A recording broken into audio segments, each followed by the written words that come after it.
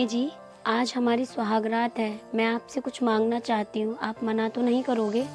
मना तो नहीं करूँगा, लेकिन मैं आपको दे भी क्या सकता हूँ। बोलो क्या चाहिए तुम्हें। वो मैं कह रही थी कि मुझे एसडीएम की पढ़ाई पूरी करनी है। क्या एसडीएम की? लेकिन ये तो बहुत बड़ी पोस्ट होती है ना। हाँ, मेरा एक सपना है बचपन से एसडीएम बनने का। लेकिन इसकी तैयारी आप करोगे कैसे? आपको तो घर का काम भी संभालना है। कोई बात नहीं, आप टेंशन मत लो, मैं सब कुछ मैनेज कर लूंगी, अपनी पढ़ाई भी और घर का काम भी। मैंने तो सुना है इसकी कोचिंग भी काफ़ी अच्छी जगह से लेनी पड़ती है और इसकी फीस भी काफ़ी ज़्यादा होती है। इसका मैनेजमेंट हम कैसे करेंगे? हाँ, ये तो बात है, लेकिन मेरा ये सपना सिर्फ आप ही पूरा करवा सकते हो। वैसे इसकी कोचिंग की फीस कितनी है? यही कुछ 1-2 लाख रुपए। क्या 1-2 लाख रुपए? लेकिन मैं इतने पैसे लाऊंगा कहाँ से? मेरे पास तो कुछ बेचने की नींव भी नहीं है। एक पत्नी को अपने पति से उम्मीद होती है कि वो उसके सारे सपने पूरा करने में उसकी मदद करे। ठीक है, आप अपनी पढ़ाई पर ध्यान दो, मैं पैसे इकट्ठे करने पर ध्यान देता हूँ। सुनिए जी, लेकिन आप इतना पैसा लाओगे कहाँ से? तुम टेंशन मत लो, चाहे तुम्हारी पढ़ाई के लिए मुझे खुद को बेचना पड़े, पर मैं आपकी पढ़ाई के लिए खुद को बेच दूंगा, पर आपकी पढ़ाई बंद नहीं होने दूंगा। लेकिन तुम्हारे पिताजी तो मान जाएंगे? मानेंगे क्यों नहीं, कल सुबह बात कर लेंगे उनसे।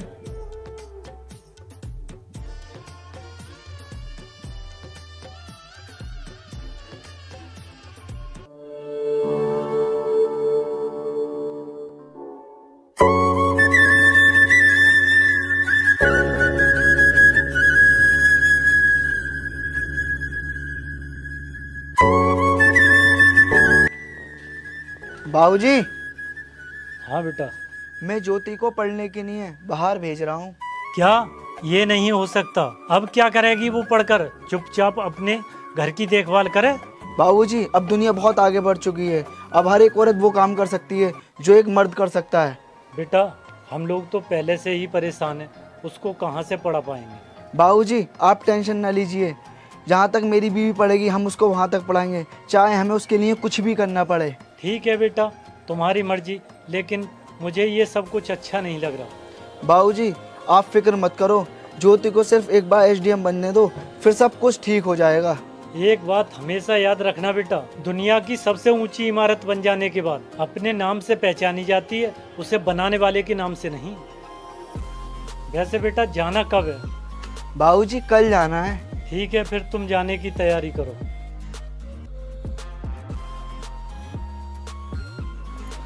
क्या बोला पिताजी ने? बाबूजी ने हाँ बोल दिया है, आप जाने की तैयारी करो। ठीक है।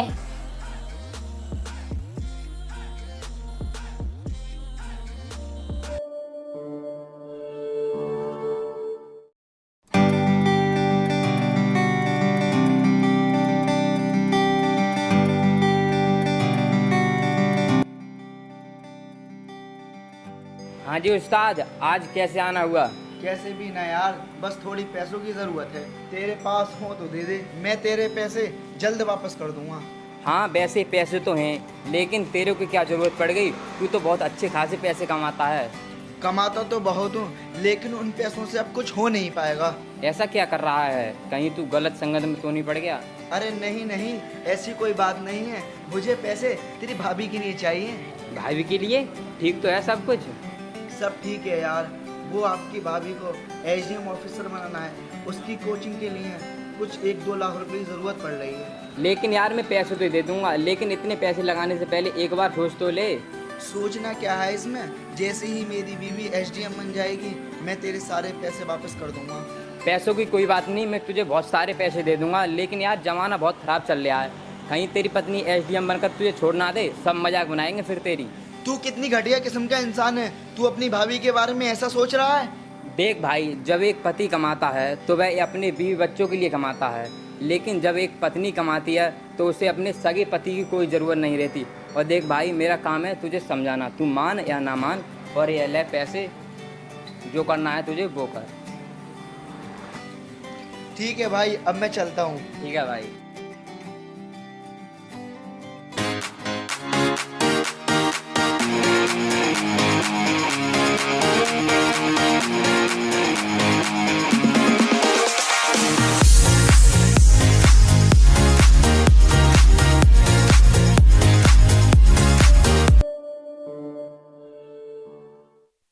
बेटा, ओ आलोक बेटा, निकलो बाहर।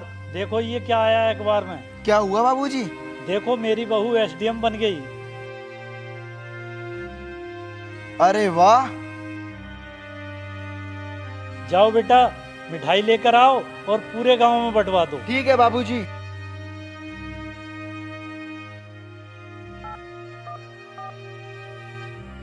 हेलो। हाँ हेलो, न्यूज़ मिला क्या? हाँ मिला। पहले ये बताओ तुम घर कब आ रही हो? देखिए कल सुबह 12 बजे तक मैं आपके पास आ जाऊंगी। ठीक है, तुम जल्दी आओ, मैं तुम्हारा वेट कर रहा हूँ। ठीक है।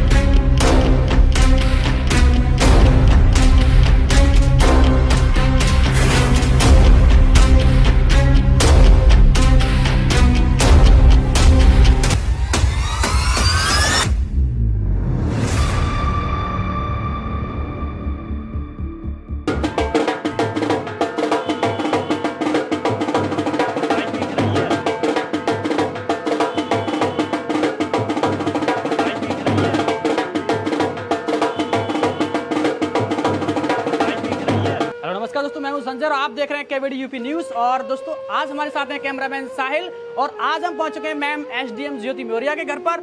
और मैम एसडीएम बन के आई हैं तो हम इनका इंटरव्यू लेने वाले हैं, इनसे पूछने वाले हैं कि इनकी सफलता के पीछे किसका राज है। तो मैम आइए। Hello ma'am.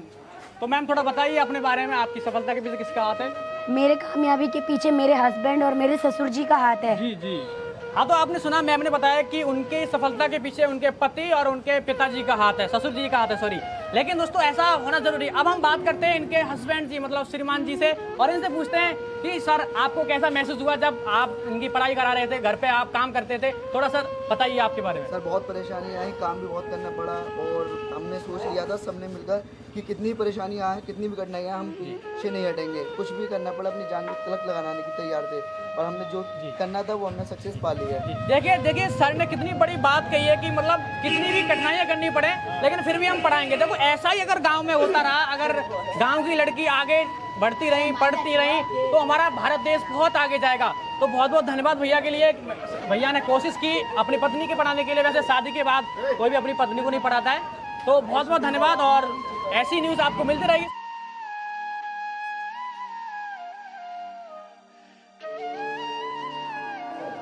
अब तुम आराम करो, मैं आपके लिए चाय बना के लाता हूँ। सुनिए जी, थोड़ी अच्छी सी बना कर लाना।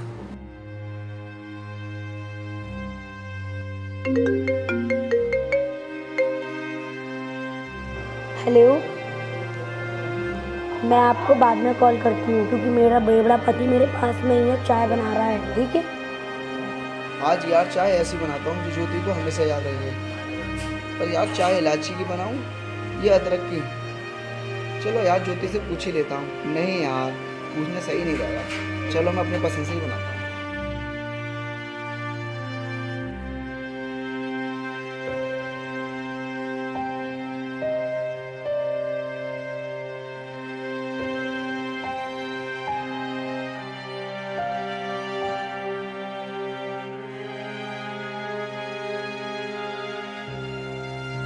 वैसे ज्योति ये फोन किसका था? तुम्हें पता नहीं है, अब मैं एसडीएम बन गई। फोन तो आएंगे मेरे पास, हर फोन का हिसाब देना होगा मुझे तुम्हें कि किसकी कॉल आई है किसकी नहीं। सॉरी, मैं तो वैसे ही पूछ रहा था।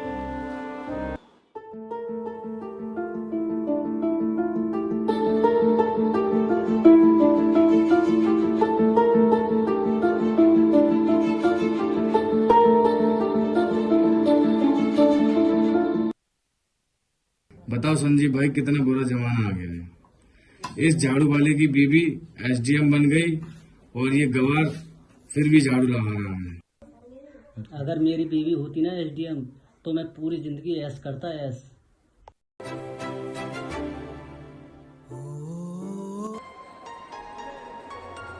मैडम आप एक बात बताओ, आपको पूरे 2 साल हो गए एसडीएम बने हुए, लेकिन आपने अपने पति के बारे में कुछ नहीं बताया है अभी तक। अगर आप मेरे पति के बारे में ना पूछें तो ज़्यादा बेहतर है। क्यों मैडम, इसमें क्या प्रॉब्लम है? मैं तो आपका दोस्त हूँ, मैं तो आपकी पर्सनल लाइफ के बारे में जान सकता हूँ ना। अगर तुम सुनना ही चाहते हो तो सुनो, मैं तुम्हें बताती हूँ। मेरे पति गांव में एक 4th क्लास की नौकरी करते हैं और ऊपर से वो गांव में भी रहते हैं। गांव में मेरी 2 बच्चियां भी हैं। ये क्या कह रही हो मैडम? आप इतनी बड़ी अधिकारी होकर आपके पति एक 4th क्लास की नौकरी करते हैं, वो भी एक गाँव में? बस इसीलिए नहीं बताना चाह रही थी। मुझे अपने पति के बारे में बताते हुए शर्म आती है, मुझे इंसल्ट फील होता है। जरा सोचिए मैडम, जिस इंसान के पास 4th क्लास की जॉब हो और ऐसे सैकड़ों लोग तुम्हारे नीचे काम कर रहे हों, तो आप सोचिए कि आपकी क्या वैल्यू रह जाएगी। आपकी बात तो सही है, लेकिन मैं आज जो भी हूँ उन्हीं की वजह से। SDM की पोस्ट हासिल की वो भी उन्हीं की वजह से। नहीं मैडम, ऐसा कुछ नहीं होता। आपकी जॉब आपकी पढ़ाई और आपकी मेहनत की वजह से मिली है, और आपके पति आपका इस पोजीशन को देखकर आपका फायदा उठाना चाह रहे हैं। ठीक है, इस मैटर में बाद में बात करेंगे। अभी मैं गांव जाने की तैयारी में हूँ। लेकिन मैडम, थोड़ा गौर से सोचना इस बारे में।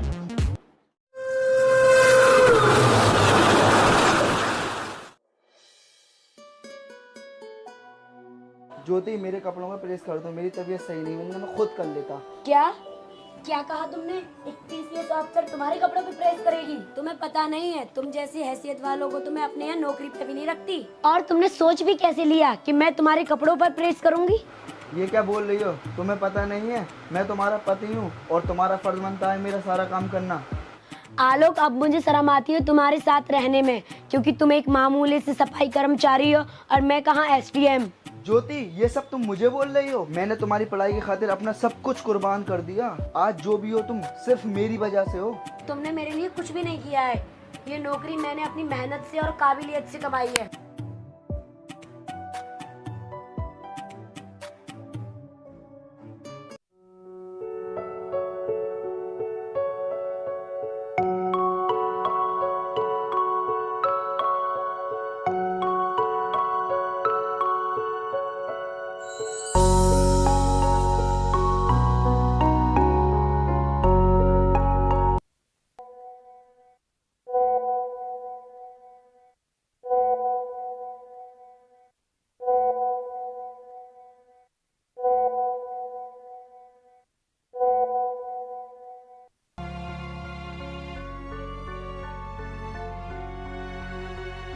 ये है किसका नंबर है? मनीष HO।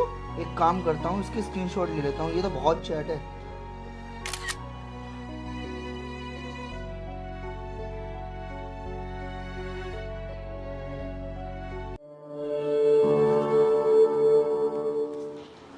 सुनो, मैं मीटिंग में जा रही हूँ। मैंने नाश्ता नहीं बनाया, जब तुम्हारा मन करे तब बनाकर खा लेना। ज्योति, खाना तो मैं बना लूंगा, पर एक बात बताओ, तुम व्हाट्सएप पे चैट किससे करती हो? मतलब ये, क्योंकि मैं सब कुछ देख चुका हूँ। क्या बकवास कर रहे हो तुम? क्या जान चुके हो? क्या जान चुका हूँ? ये लो तुम्हारे स्क्रीनशॉट, देखो। कौन है वो मनीष जिससे तुम पूरी पूरी रात चैट पर बात करती हो? कोई भी हो, तुम्हें उससे क्या लेना? ज्योति, तुम अभी सुधर जाओ, तुम्हारे पास अभी बहुत टाइम है। इसका मतलब तुम मुझ पे शक कर रहे हो? ऐसे तो मेरे हजारों दोस्त हैं, किस किस के बारे में बताऊंगी तुम्हें? और हाँ, मुझे लेट हो रहा है, मैं जा रही हूँ। तुम्हें फालतू बातों के लिए मेरे पास टाइम नहीं है। आज मैं इसके पीछे जाकर देखता हूँ ये आखिर जाती कहाँ है।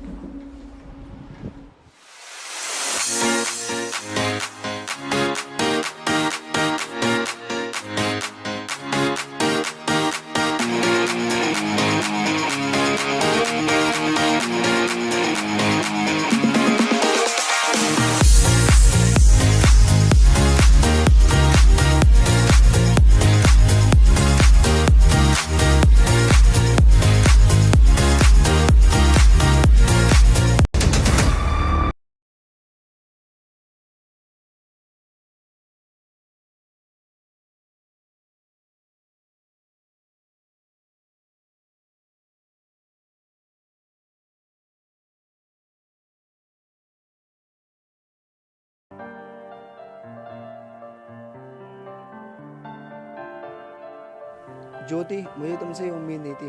आज मैंने सब कुछ अपनी आंखों से देख लिया। अगर तुम्हें सब कुछ पता चल ही गया है तो मेरी बात कान खोलकर सुन लो। ये मेरा लवर है, मैं इससे बहुत प्यार करती हूँ और अपनी आगे की जिंदगी इसके साथ बिताना चाहती हूँ, समझे?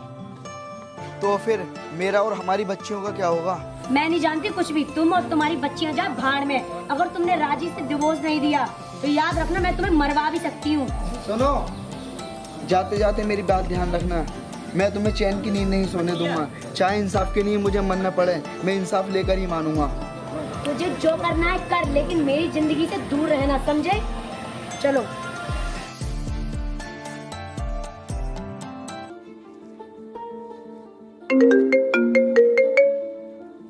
हेलो, जय हिंद सर। जय हिंद।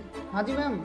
मेरी बात ध्यान से सुनो। अगर मेरे खिलाफ कोई रिपोर्ट करने आए तो उसे थाने से धक्के मार के बाहर निकाल दो। आप चिंता मत कीजिए मैम। ठीक है।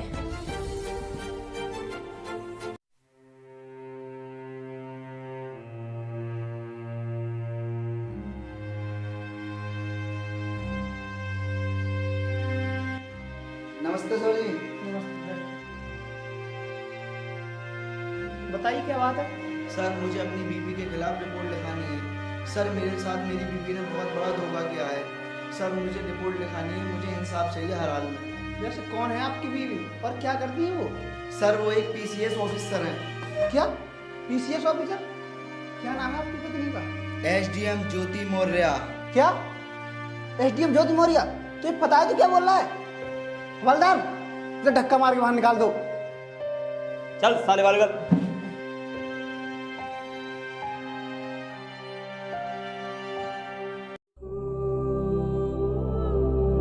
नमस्कार दोस्तों, मैं हूं संजय और आप देख रहे हैं KVD UP न्यूज़। दोस्तों, आपको पता होगा एक खबर चल रही है और जो कि SDM ज्योति मौर्य के बारे में। हालांकि मैं पहले इंटरव्यू ले चुका हूं उनका, जो SDM बनी थी, तो उन्होंने एक बहुत ही बुरा कदम उठाया है। तो हमारे साथ आलोक जी हैं जो कि उनके हस्बैंड जी हैं, तो हम इनसे बात करेंगे। तो सर, आप बताइए आपके साथ क्या क्या हुआ और क्या क्या हो रहा है? मेरे साथ बहुत बुरा हुआ, मैंने बहुत कठिनाइयाँ उठाई, यहाँ तक कि जितना भी था हमने सब कुछ करा उनके साथ और उन्होंने हमारे साथ बहुत गलत किया।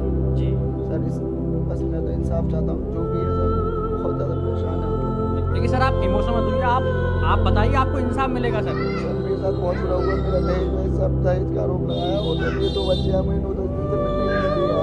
सर, मुझे इंसाफ चाहिए बस।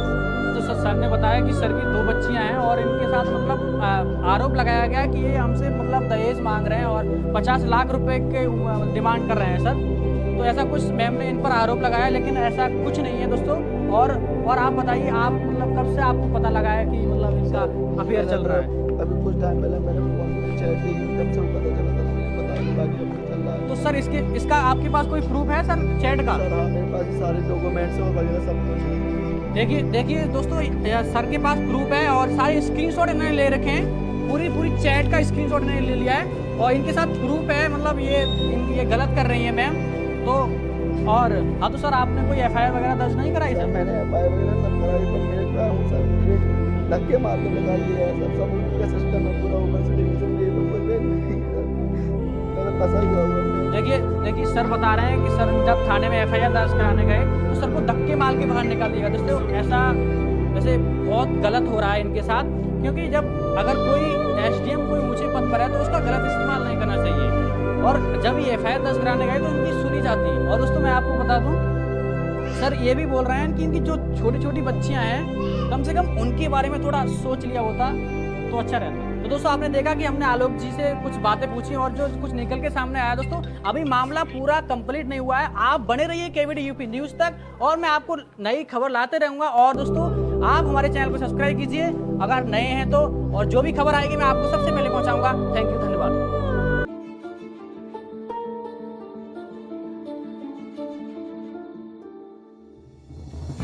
मैडम, हमें आपको गिरफ्तार करना होगा। लेकिन क्यों, क्या बात है? मैडम, आप पे रिश्वत लेने और अपने पति को धोखा देने का आरोप है। तुम लोग होश में तो हो? क्या बोल रहे हो, किसके सामने बोल रहे हो? मैडम, हम तो होश में हैं, आप होश में नहीं। आप हमारे बारे में नहीं जानती हैं हम कौन। हाँ, कौन हो तुम? हम CBI से। तुम कोई भी हो, तुम्हारी हिम्मत कैसे हुई मेरे ऑफिस के अंदर आने की? और तुम्हें परमिशन किसने दी? मैडम, परमिशन तो हमें कोर्ट ने दिया है। ये रहा आपका सर्च वारंट। और हाँ मैडम, तुम्हें पता है तुम्हारी वजह से लाखों मासूम औरतों की जिंदगी बर्बाद हो चुकी है। व्हाट? मेरी वजह से? मेरी वजह से किसी की कैसे जिंदगी खराब हो सकती है? सुनो मैडम, मैं बताता हूँ आपके लिए। आपने एक कहावत तो सुनी होगी कि एक मछली सारे तालाब को गंदा कर देती है। तुम्हारी वजह से उनके पतियों का भी अपनी पत्नियों पे से भरोसा